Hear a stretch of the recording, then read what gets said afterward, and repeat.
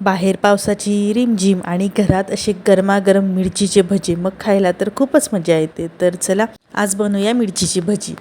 तर हॅलो नमस्कार, माझ्या यूट्यूब चॅनलमध्ये तुमच्या सगळ्यांचं पुन्हा एकदम मनस्वी हार्दिक स्वागत करते. तर मिरचीची भजी तर आपण नेहमीच बनवतो, तर आज थोड्या वेगळ्या पद्धतीने बनवते. तर मिरचीची भजी बनवण्यासाठी मी सुरुवातीला मसाला बनवून घेतला. त्यासाठी धने जिरे पावडर घेतली, त्यामध्ये आमचूर पावडर आणि मीठ एवढंच घेतलं.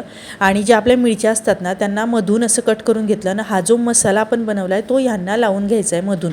याने काय होते की मिरचीला जो काय असा खारटपणा किंवा आमचूर पावडरने आणि धने जिरे पावडरने खूप छान टेस्ट लागते. तुम्ही यांना तळूसुद्धा शकता डायरेक्टली आणि त्यानंतर परत भजी करायची, परंतु डायरेक्ट अशी जरी केली ना तरी खूप छान लागते आणि खूप टेस्टी लागतं, कारण ते मीठ वगैरे त्यामध्ये मुरतं आणि त्यामुळे मग भजी खायला खूप मजा वाटते. तर बघा मी इथे 3 चमचे बेसन पीठ घेतलं आहे आणि त्यामध्ये 1 चमचा तांदळाचं पीठ. तांदळाच्या पिठाने कुरकुरीतपणा खूप छान येतो. त्यानंतर बेसिक मसाले जसं की हळद, तिखट, थोडंसं अगदी मसाला, मीठ आणि थोडं ओवा. तर हे सर्व घालून मी पूर्ण मिक्स करून घेतलं आणि पाणी टाकताना अगदी थोडं थोडं टाकायचं, कारण एकदम जर पाणी टाकलं तर खूप पातळ मिश्रण होईल आणि आपल्याला ॲक्च्युली मिरचीचे भजे करायचे आहेत. तर ते मिश्रण इतकंही पातळ नको आणि इतकंही घट्ट नको की ते मिरचीला एकदम गच्च बसेल आणि इतकंही पातळ नको की ते मिरचीवरनं सुटेल. तर बघा असं हाताला लावून बघायचं आहे की खूप जर पातळ वाटलं ना, म्हणजे आपल्याला हाताला थोडं चिटकतं. तर मला थोडंसं पातळ वाटलं होतं, त्यामुळे मी वरतून थोडं अर्धा चमचा बेसन पीठ यामध्ये ॲड केलं.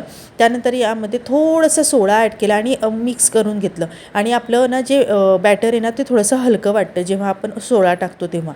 आणि मग तेल गरम करायला ठेवलं. यामध्ये अगदी थोडंसं बेसन म्हणजे आपलं जे भिजवलेलं बॅटर आहे ते टाकून बघितलं की तेल चांगलं तपलं आहे का, तर तेल चांगलं तपलं. त्यानंतर बघा मी ग्लासामध्ये हे काढून घेतलं, कारण ग्लासामध्ये काढलं ना तर मिरची पूर्ण ग्लासामध्ये डीप होते आणि खूप छान तळायला खूप इझी होतं. त्यानंतर बघा मी ग्लासमध्ये आपली जे मसाला लावून मिरची ठेवलेली होती ती यामध्ये बघा या पद्धतीने त्यामध्ये टाकून तळून घेतली. त्याने खूप छान लागते. आणि तुम्हाला जर वाटलं ना की मिरचीला थोडंसं बॅटर कमी लागलेलं आहे किंवा बेसनपीठ कमी लागलं आहे तर तुम्ही वरतून असे लावू शकतात.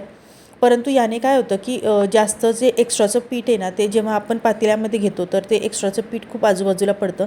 सो ह्या ग्लासामध्ये टाकल्यामुळे तसं होत नाही.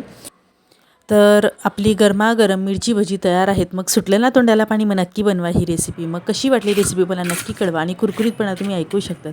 आणि रेसिपी आवडली असल्यास नेहमीप्रमाणे लाईक, शेअर, सबस्क्राईब करायला विसरू नका. बाय.